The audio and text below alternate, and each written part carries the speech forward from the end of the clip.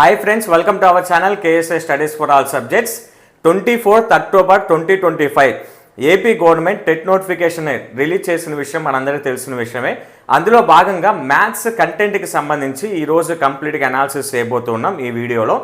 అంటే మ్యాథ్స్ కంటెంట్ని మనకి ఇంగ్లీష్లో ఇచ్చారు, దాన్ని తెలుగులోకి ట్రాన్స్లేట్ చేసి ఏ టాపిక్ ఏ క్లాసెస్లో ఉందో కూడా నీట్గా ఎక్స్ప్లెయిన్ చేస్తూ టెట్ పాయింట్ ఆఫ్ వ్యూలో ఏ టాపిక్స్ మోస్ట్ ఇంపార్టెంట్ టాపిక్స్ కూడా నేను ఈ వీడియోలో చెప్పబోతున్నాను. గమనించండి, మనం గుడ్డిగా ప్రిపేర్ అవటం కంటే కూడా సిలబస్ని క్లారిటీగా అనాలిసిస్ చేసుకొని సిలబస్ని క్లారిటీగా అర్థం చేసుకొని మన ప్రిపరేషన్ కనుక మొదలు పెడితే సక్సెస్ అవడానికి ఎక్కువ ఛాన్స్ ఉంటుంది. అందులో భాగంగానే ఇప్పుడు నేను సిలబస్ మొత్తాన్ని కూడా ఎక్స్ప్లెయిన్ చేయాలని మీ ముందుకు వచ్చాను. ఈ వీడియోను చివరి వరకు చూడండి. మీకు యూస్ఫుల్గా ఉంది అనిపిస్తే లైక్ చేయండి, మ్యాక్సిమం పాయింట్స్తో హైప్ ఇవ్వండి. అలానే టెట్ డిఎస్సికి ప్రిపేర్ అయ్యి మీ ఫ్రెండ్స్కి కూడా షేర్ చేయండి. ఫస్ట్ టైం ఎవరైనా మన ఛానల్ని చూస్తున్నట్లుంటే వెంటనే మన ఛానల్ని సబ్స్క్రైబ్ చేసుకోండి. ఇక లేట్ చేయకుండా మనం క్లాస్లోకి వెళ్ళిపోదాం. ఫస్ట్ వచ్చేసరికి నెంబర్స్. ఇక్కడ కనిపిస్తుందో లేదో, రాస్తే పట్టదని చెప్పండి, టైప్ చేస్తే పట్టదని చెప్పండి, నేను నెంబర్స్ అని పైన రాయటం జరిగింది. ఫస్ట్ టాపిక్ వచ్చేసరికి మన సిలబస్లో నెంబర్స్ అనే టాపిక్తో ఇచ్చారు. దీన్ని నెంబర్ సిస్టమ్ సంఖ్యా వ్యవస్థే, అయితే నెంబర్స్ అనే టాపిక్తో ఇవ్వటం జరిగింది. ఇదంతా కూడా ఇంగ్లీష్లో గవర్నమెంట్ వారు ఇచ్చిన స్లైడ్. ఇది మీకు సిలబస్ పీడిఎఫ్ కావాలి అనుకుంటే మన టెలిగ్రామ్ ఛానల్లో జాయిన్ అవ్వండి. సిలబస్ పీడిఎఫ్ ఉంటుంది, అక్కడి నుంచి మీరు చూసుకోవచ్చు. ఇంగ్లీష్లో ఆల్రెడీ ఉంది కాబట్టి నేను తెలుగులో ఎక్స్ప్లెయిన్ చేస్తూ ఏ టాపిక్ ఏ క్లాసెస్లో ఉంటుందో నేను చెప్పే ప్రయత్నం చేస్తాను. ఫస్ట్ వచ్చేసరికి ఇక్కడ numbers 4 fundamental operations, addition, subtractions, అలానే మల్టిప్లికేషన్, డివిజన్. దాని తెలుగులో చతుర్విధ ప్రక్రియలు. దీన్నే 4 ప్రాథమిక ప్రక్రియలు అని కూడా అనవచ్చు. 4 ప్రాథమిక ప్రక్రియలు అన్నా చతుర్విధ ప్రక్రియలు అన్న ఒకటే. అవేంటి? సంకలనం, వ్యవకలనం, గుణకారం, భాగాహారం. అలానే తర్వాత సెకండ్ టాపిక్ వచ్చేసరికి సంఖ్యల గురించి తెలుసుకుందాం. హిందూ అరబిక్ సంఖ్యామానం, భారతీయ సంఖ్యామానం, అంతర్జాతీయ సంఖ్యామానం, దాన్నే బ్రిటిష్ సంఖ్యామానం అంటాం. హిందూ అరబిక్ సంఖ్యామానంనే భారతీయ సంఖ్యామానం అని కూడా అంటాం. ఒక సంఖ్యలోని అంకె యొక్క స్థాన విలువ మరియు సహజ విలువ, సంఖ్యలను పోల్చడం మరియు క్రమంలో ఉంచడం. ఈ టాపిక్స్ అన్నీ కూడా ఫస్ట్ నుంచి నేను చెప్పిన ఇక్కడ నుంచి చతుర్విధ ప్రక్రియల నుంచి ఇక్కడ వరకు క్రమంలో ఉంచడం. అంటే స్థాన విలువలు, ముఖ విలువ, సహజ విలువ. ముఖ విలువన్నా సహజ విలువన్నా ఒకటే.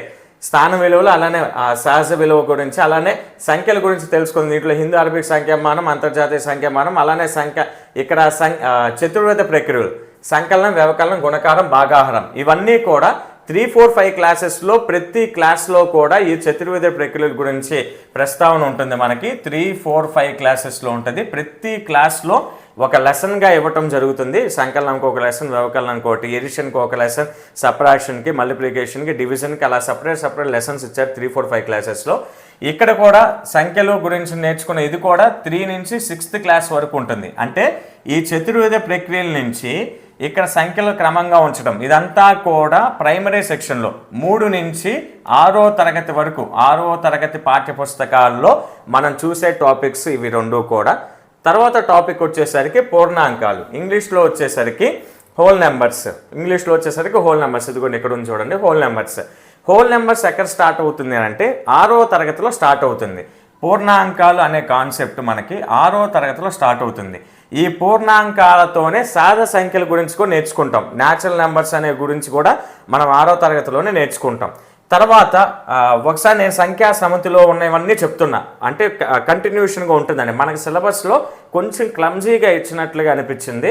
కాబట్టి సంఖ్యా సమితిలో ఉన్నవన్నీ కూడా, నెంబర్ సిస్టమ్స్లో ఉన్నవన్నీ కూడా, నెంబర్ సెట్స్లో ఉన్నవన్నీ కూడా నేను క్లారిటీగా చెప్తాను. పూర్ణాంకాలు వచ్చేసరికి 6వ తరగతిలో మనకి స్టార్ట్ అవుతుంది. పూర్ణ సంఖ్యలు వచ్చేసరికి మనకి 7వ తరగతిలో ఉంటుంది. అంటే ఇంటీజర్స్ 7th క్లాస్లో ఉంటుంది. తర్వాత అకర్ణీయ సంఖ్యలు వచ్చేసరికి 7, 8 అలానే 10వ తరగతిలో ఉంటుంది. అకర్ణీయ సంఖ్యలు రేషనల్ నెంబర్స్ వచ్చేసరికి 7th class, 8th class, 10th క్లాస్లో ఉంటుంది. మళ్ళీ ఇంకొకసారి ఈ 2 టాపిక్స్ కూడా 3 నుంచి 6వ తరగతి టెక్స్ట్ బుక్స్లో పాఠ్యపుస్తకాల్లో ఉన్నాయి లెసన్స్ రూపంలో. తర్వాత నెంబర్ సెట్స్ సంఖ్యా సమితుల దగ్గరకు వస్తే పూర్ణాంకాలు హోల్ నెంబర్స్ వచ్చేసరికి 6వ తరగతిలో, పూర్ణ సంఖ్యలు ఇంటీజర్స్ వచ్చేసరికి 7వ తరగతిలో, అకర్ణీయ సంఖ్యలు అంటే రేషనల్ నెంబర్స్ వచ్చేసరికి 7, 8, 10 తరగతుల్లో ఉంటాయి. ఇప్పుడు నెక్స్ట్ టాపిక్ చూడండి, కారణాంకాలు మరియు గుణిజాలు, ప్రధాన సంఖ్యలు మరియు సంయుక్త సంఖ్యలు, సరి సంఖ్యలు మరియు బేసి సంఖ్యలు, ఇక్కడ నుంచి ఇక్కడ వరకు. అలానే ఇది చూడండి, సామాన్య కారణాంకాలు మరియు సామాన్య గుణిజాలు, ప్రధాన కారణాంకాల విభజన, గరిష్ట సామాన్య భాజకం దాన్ని గసాబా అంటాం, కనిష్ట సామాన్య గుణిజం దాన్నే కసాగు అని అంటాం. ఇక్కడ నుంచి ఇక్కడ వరకు 5వ తరగతిలో 6వ తరగతిలో ఉంటాయి. 5వ తరగతి 6వ తరగతి. అయితే 4వ తరగతిలో గుణిజాలు మల్టిపుల్స్ అనే టాపిక్ గురించి కొద్దిగా ఇన్ఫర్మేషన్ ఇచ్చారు. మల్టిప్లికేషన్స్ అనే లెసన్లో, గుణకారం అనే లెసన్లో గుణిజాలకు సంబంధించి చిన్న టాపిక్ ఇచ్చాడు. దాన్ని పక్కన పెడితే కరెక్ట్గా కారణాంకాలు మరియు గుణిజాలు, ప్రధాన సంఖ్యల గురించి, సంయుక్త సంఖ్యల గురించి, సరి సంఖ్యలు, బేస్ సంఖ్యల గురించి క్లారిటీగా ఇచ్చిన క్లాసెస్ ఏంటంటే 5వ తరగతిలో 6వ తరగతి టెక్స్ట్ బుక్స్లో మనకు క్లారిటీగా కనిపిస్తాయి. తర్వాత సామాన్య కారణాంకాలు మరియు సామాన్య గుణిజాలు, ప్రధాన కారణాంకాల విభజన, గరిష్ట సామాన్య భాజకం అంటే గసాబు కసాగ్ గురించి కూడా 5వ తరగతిలో అలానే 6వ తరగతిలో ఉంటూ ఎల్సిఎం హెచ్సిఎఫ్ గురించి అంటే గసాబా కసాగు గురించి 10వ తరగతిలో కూడా మనకి ఇన్ఫర్మేషన్ ఉంటుంది. కొన్ని సమ్లు ఉంటాయి, కొన్ని లెక్కలు ఉంటాయి అంతే. అంటే మెయిన్గా 5వ తరగతిలో 6వ తరగతిలో ఈ multiples, factors, prime numbers, composite numbers, even numbers, తర్వాత ఆడ్ నెంబర్స్, ఎల్సిఎం హెచ్సిఎఫ్ గురించిన కంప్లీట్ ఇన్ఫర్మేషన్ మనకి 5, 6 తరగతుల్లో నీట్గా ఉండటం జరుగుతుంది. తెలుగులో వచ్చేసరికి కారణాంకాలు, గుణిజాలు, ప్రధాన సంఖ్యలు మరియు సంయుక్త సంఖ్యలు, సరి సంఖ్యలు, బేస్ సంఖ్యలు, అలానే గసాబా అలానే కసాగు గురించిన ఇన్ఫర్మేషన్ 5, 6 తరగతుల్లో ఉంటుంది. ఈ గసాబా కసాగు గురించి 10వ తరగతిలో కొన్ని లెక్కలు ఉంటాయి, అవి కూడా ప్రాక్టీస్ చేస్తే మంచిది. తర్వాత బాజనీత సూత్రాలు, divisibility, tests of divisibilities of numbers, బాజనీత సూత్రాలు వచ్చేసరికి 6వ తరగతిలో ఎక్కువగా ఇవ్వటం జరిగింది. తర్వాత 8వ తరగతిలో కూడా ఉంటుంది. 6వ తరగతి 8వ తరగతిలో బాజనీత సూత్రాల గురించిన వివరణ మనకి క్లారిటీగా కనిపిస్తుంది. తర్వాత భిన్నాలు, ఫ్రాక్షన్స్ గురించి 7వ తరగతిలో ఈ టాపిక్ అంతా కూడా భిన్నాలు మరియు దశాంశాలు, భిన్నాల రకాలు, పోలిక, నిత్య జీవితంలో భిన్నాల అనువర్తనాలు, భిన్నాలు మరియు దశాంశాలపై చతుర్విధ ప్రక్రియలు, ఇవన్నీ కూడా 7వ తరగతిలో ఉంటాయి. 7వ తరగతిలో ఉంటాయి. ఇక నేను అకర్ణీయ సంఖ్యలు ఇక్కడ నేను రఫ్ చేసేస్తున్నా, ఎందుకనంటే కన్ఫ్యూజ్ అవుతారని. ఒక టాపిక్ కింద ఒక్కోటి ఇక్కడ రాస్తున్నా. 7వ తరగతిలో దీని గురించిన కంప్లీట్ వివరణ 7వ తరగతిలో మనకు కనిపిస్తుంది. పూర్ణ సంఖ్య అంటే ఇంటీజర్స్ గురించి, ఫ్రాక్షన్స్ గురించి కంప్లీట్గా మనకి ఏ తరగతిలో ఉంటుందంటే 7వ తరగతిలో మనకి క్లారిటీగా కనిపిస్తుంది. తర్వాత అకర్ణీయ సంఖ్యలు, అకర్ణీయ సంఖ్యల ధర్మాలు, 2 అకర్ణీయ సంఖ్యల మధ్య అకర్ణీయ సంఖ్యలు, అకర్ణీయ సంఖ్యలపై చతుర్విధ ప్రక్రియలు, తర్వాత దీన్నే రెసిప్రోకల్ అని అంటాం, విలోమ లబ్ధం అని కూడా అంటాం, గణన విలోమ లబ్ధం అని కూడా అంటాం. ఇది వచ్చేసరికి మనకి 7వ తరగతిలో కొద్దిగా స్టార్ట్ అయ్యి 8వ తరగతిలో ఎక్కువగా ఉంటుంది. తర్వాత వచ్చేసరికి 10వ తరగతిలో కొన్ని సమ్స్ ఉంటాయి, అవి చేయకపోయినా ప్రాబ్లం లేదు, చేస్తే మరీ మంచిది. డిఎస్సి పాయింట్ ఆఫ్ వ్యూలో అయితే ఖచ్చితంగా చేయాలి. టెట్లో 8 వరకు చేస్తే చాలు. 7, 8 పాఠ్య పుస్తకాల్లో ఉన్నంత వరకు ప్రాక్టీస్ చేస్తే సరిపోతుంది. తర్వాత వర్గాలు, వర్గమూలాలు అంటే squares, square roots, cubes, cube roots, గణాలు, గణమూలాలు, ఇవన్నీ కూడా సంఖ్యలతో ఆడుకుందాం, ప్లేయింగ్ విత్ నెంబర్స్, అంకెల మార్పిడి అంటే షిఫ్టింగ్ డిజిట్స్, ఈ 2 టాపిక్స్ కూడా మనకి కంప్లీట్గా 8వ పాఠ్యపుస్తకంలో ఉంటుంది.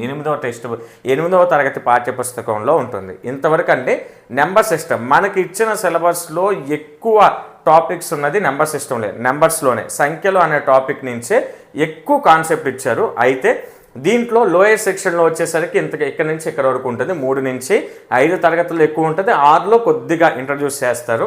తర్వాత పూర్ణాంకాల నుంచి ఇంకా 6వ తరగతి, ఇదంతా కూడా 6వ తరగతిలో ఉంటుంది. హోల్ నెంబర్స్ గురించి కంప్లీట్ ఇన్ఫర్మేషన్.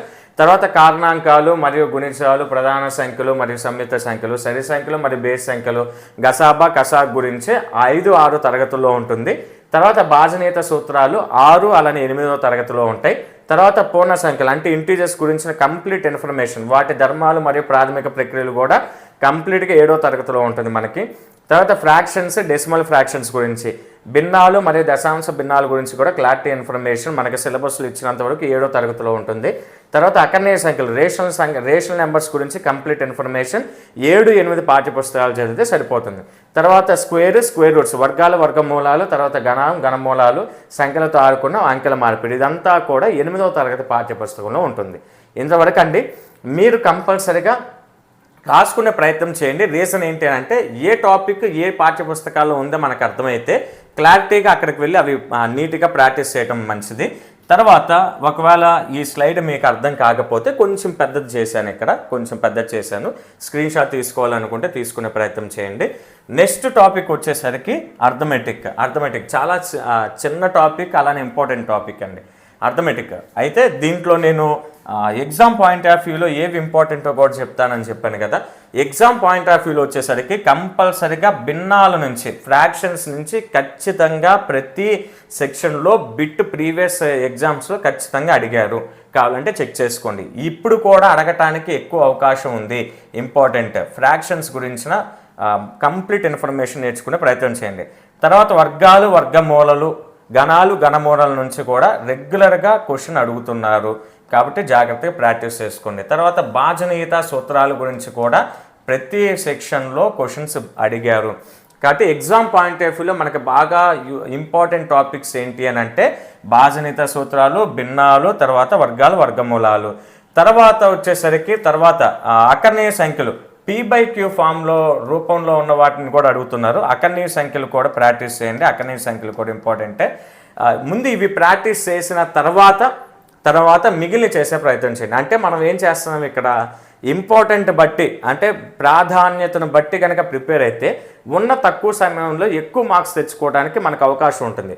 మిగిలి చేయొద్దని చెప్పడంలా ముందు భాజనీయత సూత్రాలు, ఫ్రాక్షన్స్ అంటే భిన్నాలు, అకర్ణీయ సంఖ్యలు, వర్గాలు, వర్గమూలలు, ఈ 4 టాపిక్స్ కంప్లీట్గా నేర్చుకొని ఆ తర్వాత నెక్స్ట్ వచ్చేసరికి ఈ టాపిక్ నేర్చుకోండి. కారణాంకాలు మరియు గుణిజాలు, ప్రధాన సంఖ్యలు, సంయుక్త సంఖ్యలు, సరి సంఖ్యలు, ఇవన్నీ కూడా సింపుల్వే.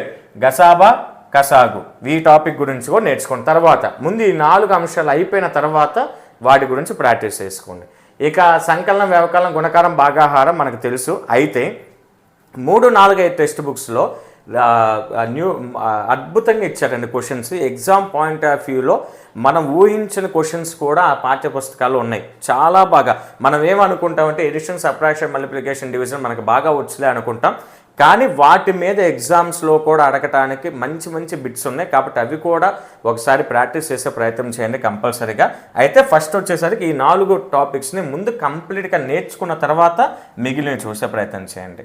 మళ్ళీ చెప్తున్నా, నేను మిగిలిన చెయ్యొద్దు అని చెప్పడంలా, ముందు అవి 4 నుంచి ఎక్కువగా అడుగుతున్నారు కాబట్టి ముందు అవి కంప్లీట్ చేసుకున్న తర్వాత మిగిలిన ప్రాక్టీస్ చేయండి. తర్వాత వచ్చేసరికి రెండవది అర్థమెటిక్. దీంట్లో బాడ్మాస్ సూత్రం 4వ తరగతిలో ప్రారంభమయ్యి 4వ తరగతిలో డిమాస్ అనే టాపిక్ ఉంటుంది, ఒక ఎక్సర్సైజ్ అంతా ఉంటుంది దాంట్లో. అక్కడి నుంచి స్టార్ట్ అయ్యి 8వ తరగతి వరకు ఏదో ఒక రకంగా ఇది మనకు కనిపిస్తూనే ఉంటుంది. బాడ్మాస్ అని అంటే bracket of division, multiplication, addition, subtraction అని అర్థం. 4 నుంచి 8వ తరగతి వరకు ఏదో ఒక రూపంలో చిన్న క్వశ్చన్ల రూపంలో మనకు కంపల్సరీగా కనిపిస్తుంది.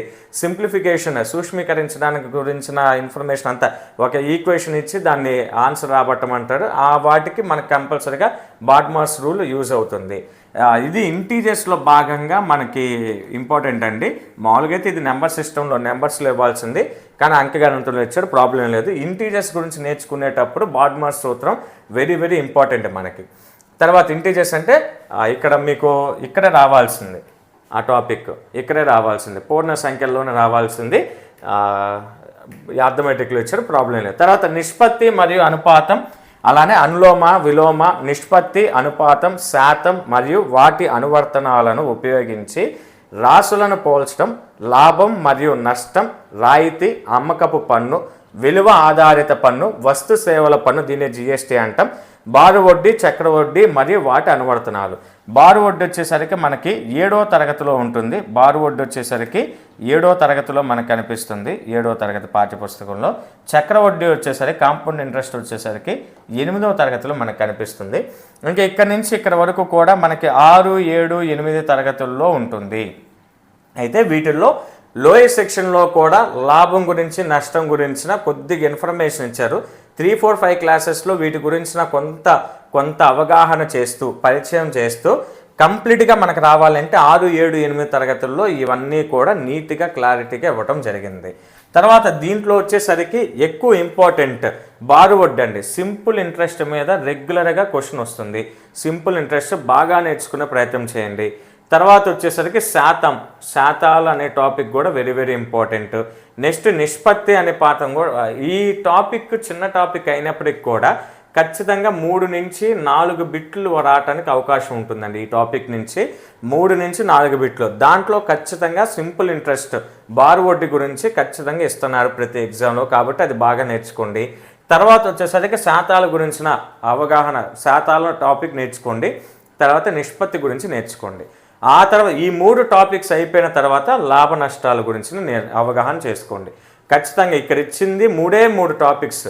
బాట్మాస్ సూత్రం అయితే ఇప్పుడు టెక్స్ట్ బుక్స్లో బాట్మాస్ సూత్రం గురించి బాగా ఇచ్చాడు కాబట్టి దీని నుంచి కూడా బిట్ ఎక్స్పెక్ట్ చేయొచ్చు మనం. బాట్మాస్ రూల్ గురించి వెరీ వెరీ ఇంపార్టెంట్. ఇక్కడ మనకి ఇచ్చిన 4 కాన్సెప్ట్లు, దాంట్లో 3 నుంచి 4 బిట్లు ఖచ్చితంగా అడగడానికి అవకాశం ఉంది. కాబట్టి ఏ టాపిక్ నెగ్లెక్ట్ చేయకుండా దీన్ని ఇంపార్టెంట్గా పరిగణిస్తూ ప్రతి టాపిక్ నేర్చుకునే ప్రయత్నం చేయండి. బాట్మాస్ సూత్రం గురించి ఇప్పుడు రీసెంట్గా టెక్స్ట్ బుక్స్లో ఎక్కువగా ఇస్తున్నారు కాబట్టి దీని నుంచి అడగటానికి ఎక్కువ అవకాశం ఉంటుంది.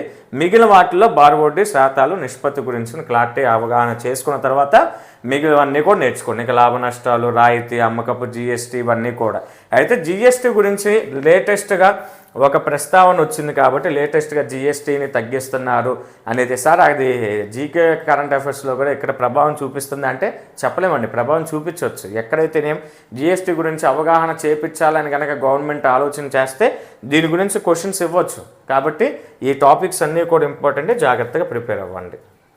నెక్స్ట్ వచ్చేసరికి జామెట్రీ. దీన్నే జామితి లేదా రేఖాగణితం అని కూడా అంటాం.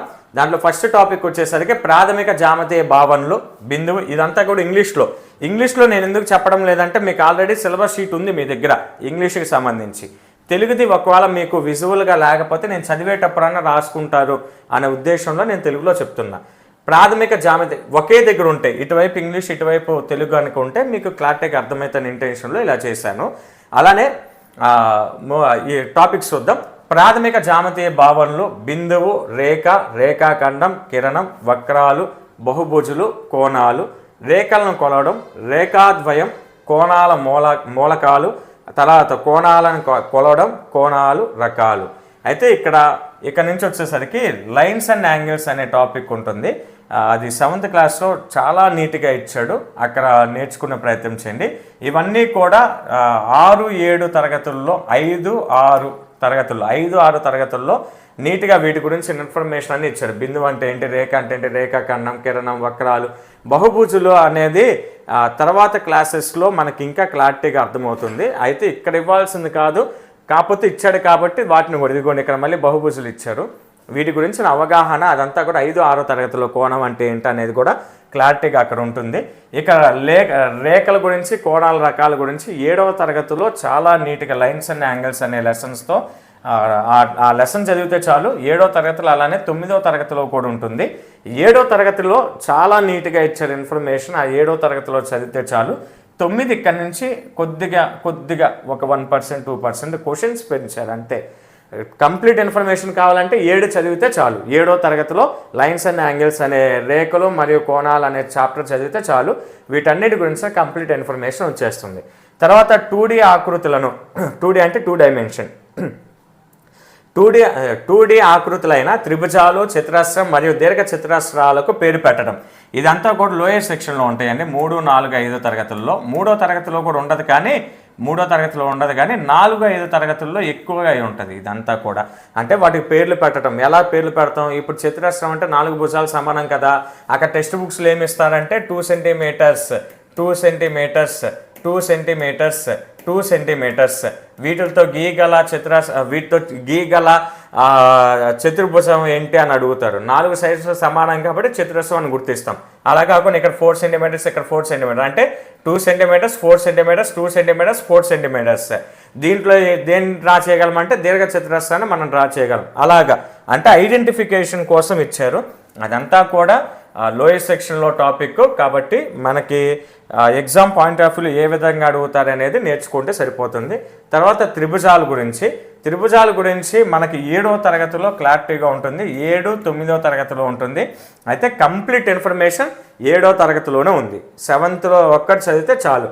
ట్రయాంగిల్స్ అనే చాప్టర్ ఒక్క నేర్చుకుంటే సరిపోతుంది, త్రిభుజాలు.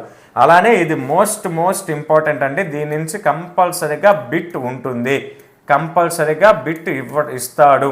త్రిభుజాలు ట్రయాంగిల్స్ నుంచి కంపల్సరీ బిట్ ఉంటుంది. అదంతా కూడా మనకి 7వ తరగతి 9వ తరగతిలో క్లారిటీ ఇన్ఫర్మేషన్ ఉంటుంది. 7 చదివితే సరిపోతుంది. 8లో కూడా కొంత ఉంటుంది, కానీ 7 చదివితే సరిపోతుంది మనకి.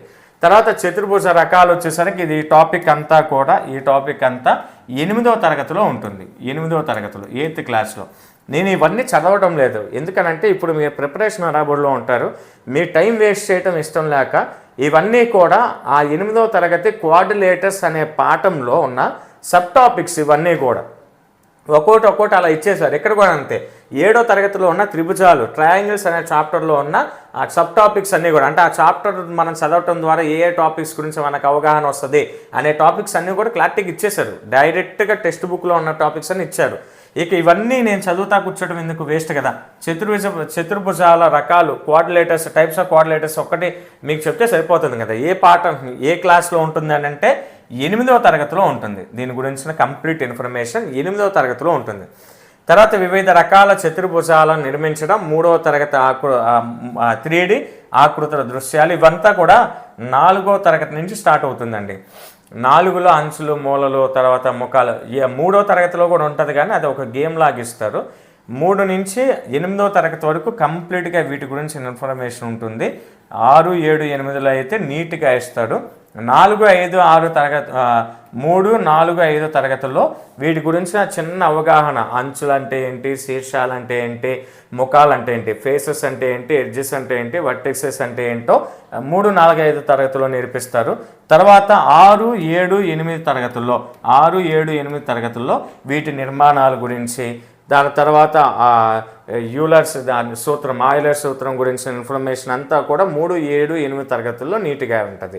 దీంట్లో మనం బాగా నేర్చుకోవాల్సిన విషయం ఏంటి, త్రిభుజాల గురించి కంపల్సరీగా క్వశ్చన్ ఉంటుంది.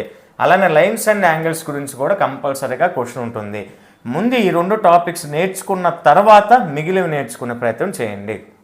అంటే మనం ప్రిపేర్ అయ్యేటప్పుడు ఉన్న అంతా వరుస పెట్టి మనం ప్రిపేర్ అవుతూ ఉండేదానికంటే కూడా ప్రీవియస్ ఎగ్జామ్ పేపర్స్లో మీరు కలెక్ట్ చేసుకొని మీ కనుక అవకాశం ఉంటే ప్రీవియస్ టెట్ ఎగ్జామ్ పేపర్స్ అన్నిటిని కూడా కలెక్ట్ చేసుకొని, అలానే ప్రీవియస్కి ఇప్పటికి టెక్స్ట్ బుక్లో ఏమైనా ఎక్స్ట్రా ఇచ్చారా, ఏదన్నా టాపిక్ని బాగా స్ట్రెస్ చేస్తూ, ఇప్పుడు టెక్స్ట్ బుక్స్లో ఏదైనా టాపిక్ గురించి ఎక్కువగా ప్రస్తావిస్తే దాని అర్థం ఏంటి, అది పిల్లలకి ఎక్కువగా యూజ్ అవుతుందనే కదా.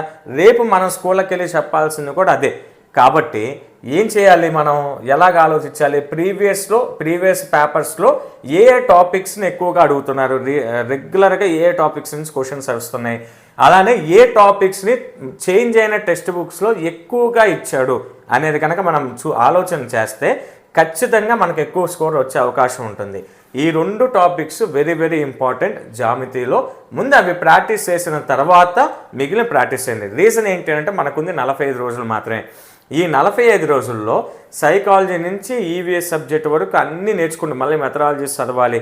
ఇవన్నీ చదువుతూ కూర్చోవాలంటే ఖచ్చితంగా టైం సరిపోదు. అయితే దీన్ని మనం స్మార్ట్ వర్క్గా నేర్చుకోవాలి, స్మార్ట్ వర్క్గా మనం ప్రాక్టీస్ చేయాలి. అంటే ఏ సబ్జెక్ట్లో ఏ కాన్సెప్ట్స్లో ఏ టాపిక్స్ ఇంపార్టెంట్గా చూసి ముందు ఆ టాపిక్స్ని కంప్లీట్ చేసుకున్న తర్వాత అన్ని సబ్జెక్ట్స్లోవి, నేను చెప్తుంది మ్యాథ్స్ ఒక దాంట్లోనే కాదు, ఆ టాపిక్స్ అన్నీ కంప్లీట్ చేసిన తర్వాత టైం ఉండేదాన్ని బట్టి మనం గ్రేడ్ చేసుకుంటూ వెళ్ళాలి. అప్పుడే ఎక్కువ మార్క్స్ వచ్చే అవకాశం ఉంటుంది. అలా కాకుండా చెత్త అంతా ముందు చేసేసి, అంటే ఎగ్జామ్ పాయింట్ ఆఫ్ వ్యూలో ఏది తప్పేం కాదు, అన్నీ నేర్చుకోవడం మంచిదే. కాకపోతే ఇంపార్టెంట్ టాపిక్స్ వదిలేస్తాంగా లేట్ అయితే, అందుకని ముందు ఇవి చేసిన తర్వాత మిగిలినవి చేసే ప్రయత్నం చేయండి. నెక్స్ట్ టాపిక్ వచ్చేసరికి డేటా హ్యాండ్లింగ్, దత్తాంశ నిర్వహణ. చాలా సింపుల్ టాపిక్, అలానే టెట్ పరంగా చాలా ఇంపార్టెంట్ కాన్సెప్ట్ కూడా. ఇది చెప్పే ముందు చిన్న ఇన్ఫర్మేషన్ ఫ్రెండ్స్, గమనించండి. మన ఛానల్ తరపున కేఎస్ఏ స్టడీస్ అనే యాప్ ఉంది. మన ఛానల్ తరపున కేఎస్ఏ స్టడీస్ అనే యాప్ ఉంది. మీలో చాలామందికి తెలుసు కేఎస్ఏ స్టడీస్ యాప్. చాలామంది దాంట్లో జాయిన్ అయ్యి క్లాసెస్ కూడా వింటున్నారు. అయితే ఈ కేఎస్ఏ స్టడీస్ యాప్లో నేను క్లాసెస్ ఏ విధంగా చెప్పబోతున్నానంటే, మీకు 30 డేస్లో కంప్లీట్ సిలబస్ అయిపోయే విధంగా ట్రై చేస్తాను. కంపల్సరీ 100% అందిస్తాను. ఎలాగ చెప్తాను అని అంటే, ఇచ్చిన టాపిక్స్ అన్నిటిని కూడా ఇలాగ ఒక్కొక్క టాపిక్ని ముందు ఆ టాపిక్కి సంబంధించిన కంప్లీట్ ఇన్ఫర్మేషన్, టెక్స్ట్ బుక్స్లో ఉన్న కంప్లీట్ ఇన్ఫర్మేషన్ని ఆ టాపిక్కి సంబంధించి మొత్తం ఎక్స్ప్లెయిన్ చేసేసి, తర్వాత ఆ టాపిక్ ఏ టెక్స్ట్ బుక్స్లో ఉందో ఆ టెక్స్ట్ బుక్స్లో ఉన్న లెసన్స్ని నేను స్క్రీన్ మీద ఇలాగ చూపిస్తూ ఆ లెసన్లో ఉన్న ప్రతి ప్రాబ్లమ్ని కూడా నీట్గా ఎక్స్ప్లెయిన్ చేస్తా.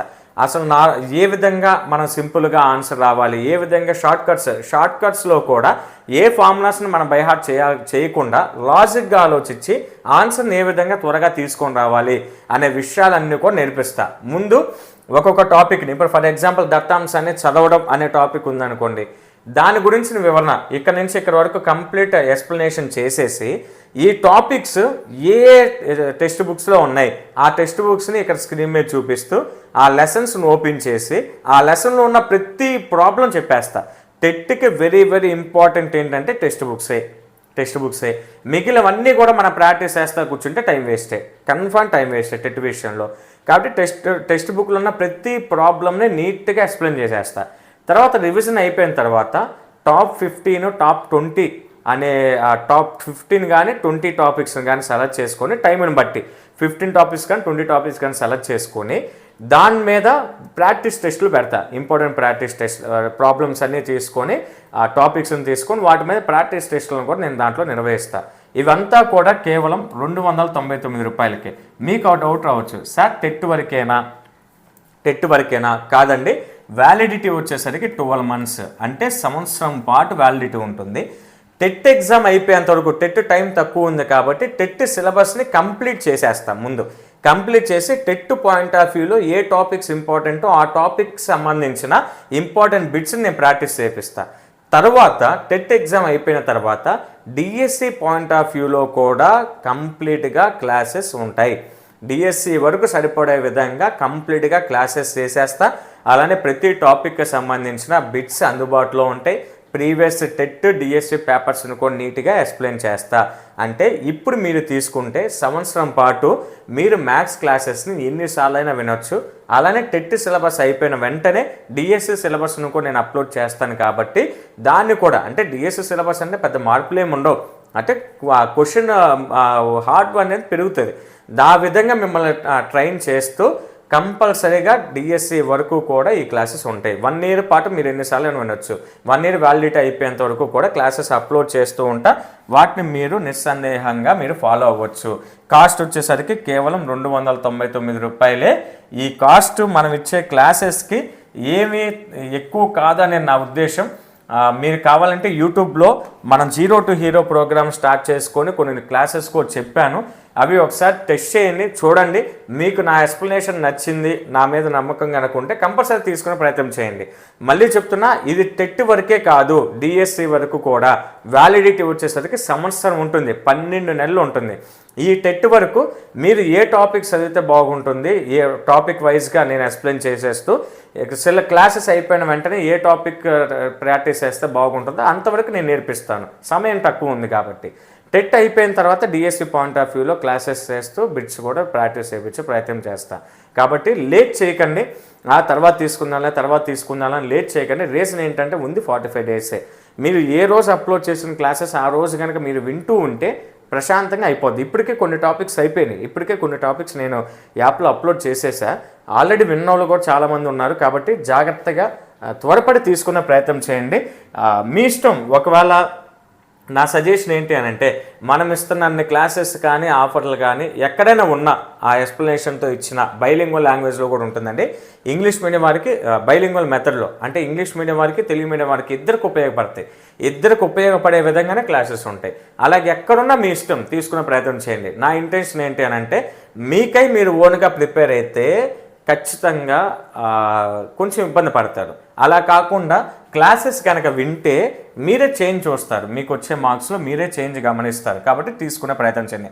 ఈ సిచ్యువేషన్లో మీరు ప్రిపేర్ అవుతూ ప్రీవియస్ అన్నీ చెక్ చేసుకుంటూ టెక్స్ట్ బుక్స్ అన్నీ ముందేసుకుంటూ కూర్చోవటం అంటే చాలా కష్టం. అందుకని ఆ బాధ్యత నేను తీసుకుంటాను. మ్యాథ్స్కి సంబంధించి మీరు జస్ట్ హ్యాపీగా వింటూ ప్రాక్టీస్ చేసుకోండి చాలు. ఏ రోజు క్లాస్ ఆ రోజు కంప్లీట్ చేసుకొని నేర్చుకొని ప్రయత్నం చేయండి.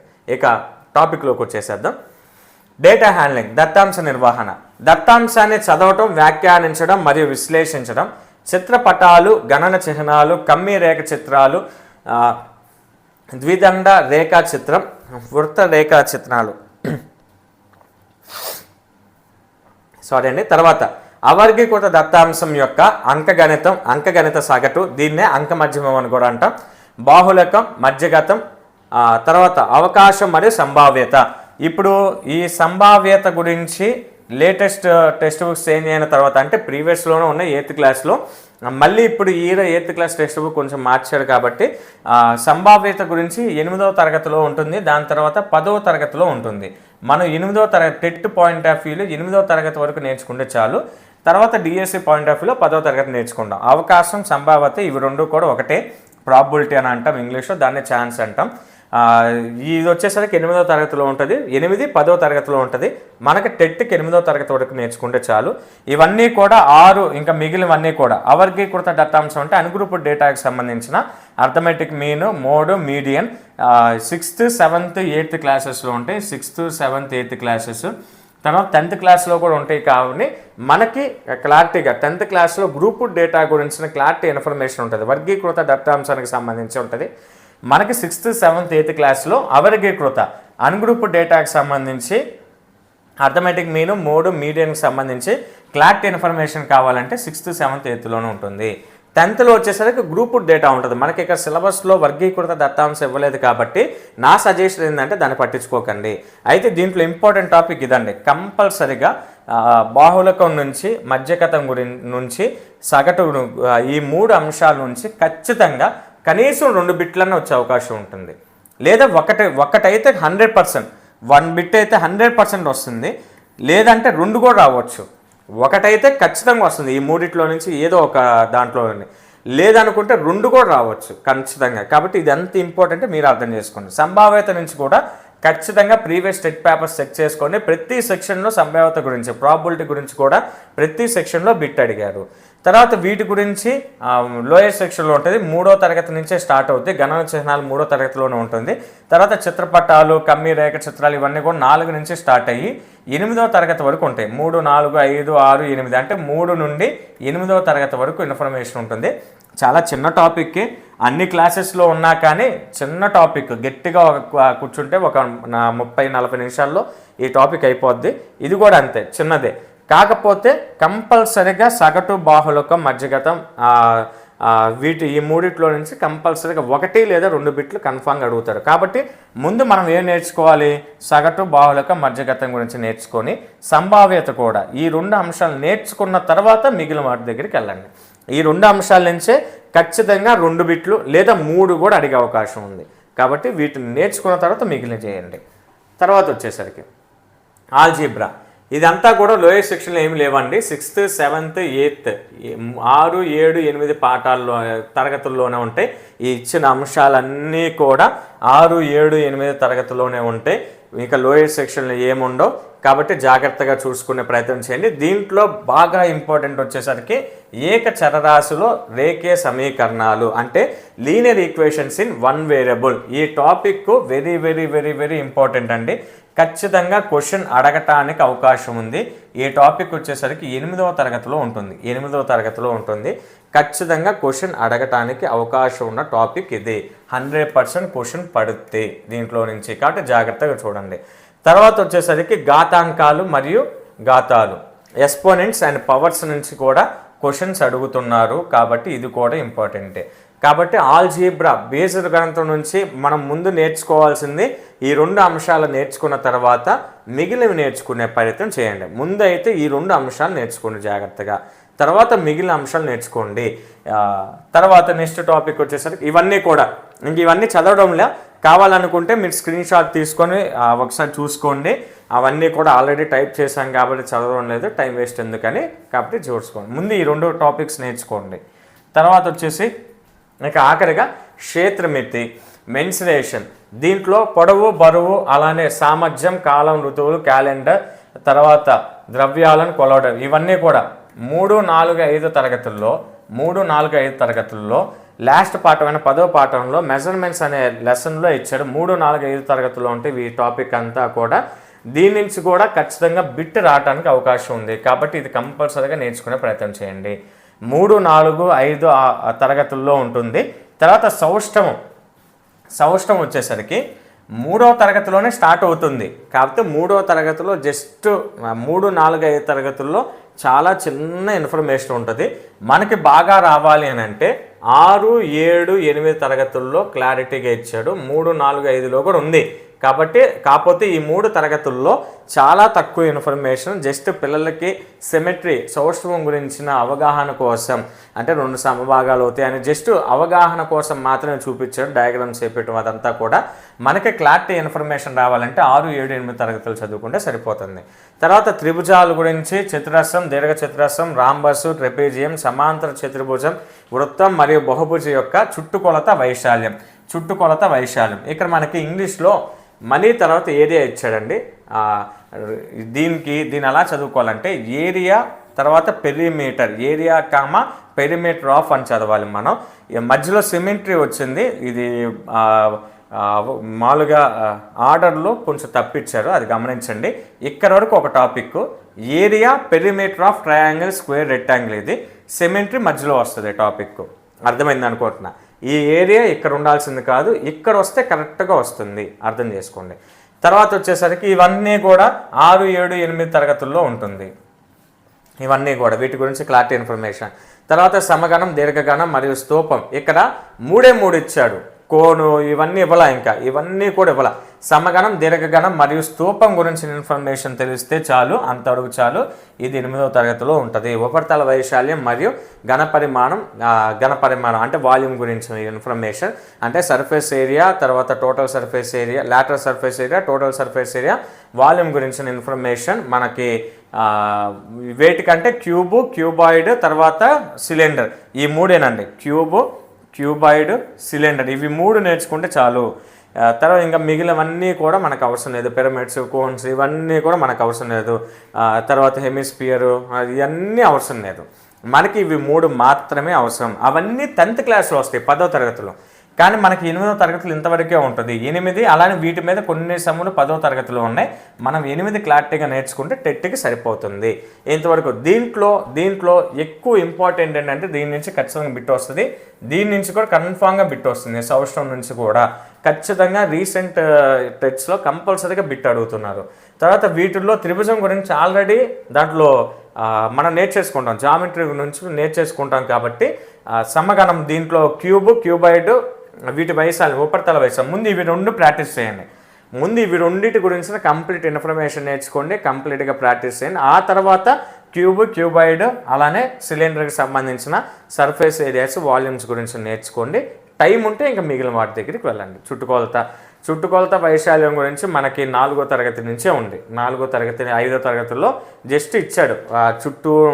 చుట్టూ ఉన్న సైట్స్ గురిస్తే చుట్టుకొలత, మధ్యలో ఆ వస్తువు ఎంత ఏరియా ఆక్యుపై చేసిందనే చెప్పేది వైశాల్యం అని చెప్పని, అవన్నీ కూడా 4, 5 తరగతుల్లో కొంచెం ఇచ్చాడు. 4, 5లో కూడా ఉంది ఈ 2. కాబట్టి దాని మీద కూడా దృష్టి పెట్టండి. 3వ తరగతిలో లేదు, కానీ 4, 5 తరగతుల్లో కూడా ఈ ఇన్ఫర్మేషన్ ఉంది. ఇంతవరకు అండి మ్యాథ్స్ కంటెంట్కి సంబంధించిన కంప్లీట్ అనాలిసిస్. ఈ వీడియో కనుక మీకు యూస్ఫుల్గా ఉందనిపిస్తే లైక్ చేయండి, మ్యాక్సిమం పాయింట్స్తో హైప్ ఇవ్వండి. తెలుగు కూడా అనాలిసిస్ ఇలానే చేసి తెలుగు గ్రామర్ లెసన్స్ కూడా మన యూట్యూబ్ ఛానల్లో ఉంటాయి. అలానే మ్యాథ్స్కి సంబంధించి టాప్ 15 టాపిక్స్ సెలెక్ట్ చేసుకొని డే బై డే ఒక్కొక్క టాపిక్ గురించి నీట్గా ఎక్స్ప్లెయిన్ చేసి ఆ టాపిక్ నుంచి టెట్ పాయింట్ ఆఫ్ వ్యూలో అడగటానికి ఇంపార్టెంట్ అయిన క్వశ్చన్స్ అంటే మనం యాస్టీస్గా ఇవ్వలేం, మనం గవర్నమెంట్ కాదు కదా ఇచ్చేది. అయితే మనం చేయాల్సింది ఏంటి, ఏ మోడల్లో ఎక్కువగా అడుగుతున్నారు అనేది మనం గెస్ చేసి ఆ మోడల్లో ఉన్న క్వశ్చన్స్ అన్నీ కూడా ఇంపార్టెంట్ టాపిక్స్ 15 టాపిక్స్ని సెలెక్ట్ చేసుకోవడం, ఆ 15 టాపిక్స్ గురించి కంప్లీట్ ఇన్ఫర్మేషన్ మీకు అందించడం, టెక్స్ట్ బుక్స్లో ఏమైతే ఉందో అంత ఇన్ఫర్మేషన్ అందించడం. తర్వాత 15 టాపిక్స్ సంబంధించి ఇంపార్టెంట్ మోడల్ క్వశ్చన్స్ను కూడా నేను నీట్గా ఇక్కడ డిస్ప్లే చేసి నీట్గా ఎక్స్ప్లెయిన్ చేసే ప్రయత్నం చేస్తాను. వీటన్నిటి కోసం మీరు చేయాల్సింది ఏంటంటే వీడియోస్ని లైక్ చేయడం, మ్యాక్సిమం పాయింట్స్తో హైప్ ఇవ్వటం, అలానే టెట్ డిఎస్సికి ప్రిపేర్ అయ్యే మీ ఫ్రెండ్స్కి షేర్ చేయడం. ఫస్ట్ టైం ఎవరైనా మన ఛానల్ చూస్తే వెంటనే సబ్స్క్రైబ్ చేసుకోండి. అలానే డిస్క్రిప్షన్లో యాప్ లింక్ ఉంటుంది, అక్కడి నుంచైనా మీరు ఇన్స్టాల్ చేసుకోండి. లేదనంటే ప్లేలిస్ట్లో కూడా మన యాప్ అందుబాటులో ఉంది, యాప్లో ఖచ్చితంగా జాయిన్ అవ్వండి. మీకు 100% న్యాయం జరుగుతుంది. యాప్లో 1 ఇయర్ పాటు 299 రూపీస్ మాత్రమే, చాలా తక్కువ. కాబట్టి జాయిన్ అయ్యే ప్రయత్నం చేయండి.